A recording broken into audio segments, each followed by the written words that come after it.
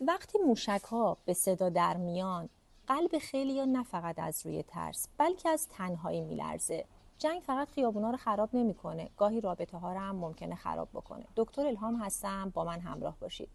تو این ویدیو می‌خوایم با هم ببینیم وقتی دنیا ناامن میشه، رابطه‌ها چطور تغییر می‌کنن و چطور میتونیم عشقمون رو حفظ کنیم و اجازه ندیم که عشقمون تو این بحران‌ها گم بشه. مغز ما در زمان بحران که الان برای کشور ما اتفاق افتاده دنبال بقاه. صبر آدم ها پایین میاد، آدم ها زودتر وارد مود دعوا میشن، یعنی حتی گاهی اوقات یک سکوت یا یک نگاه ممکنه باعث بشه طرف مقابلمون به هم ریخته بشه و با ما دعوا کنه.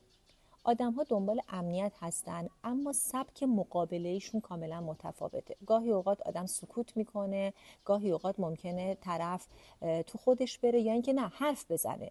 چنل ایرانیان تراپیست رو به دوستانتون معرفی کنید و حمایت فراموش نشه.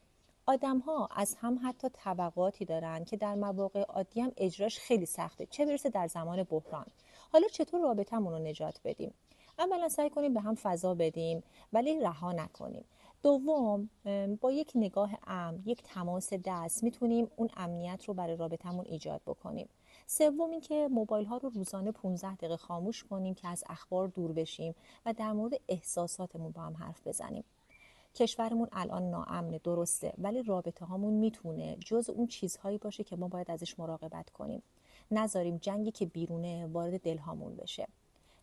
لطفاً لایک فراموش نشه و چنل ایرانیان تراپیست رو به دوستانتون معرفی کنید.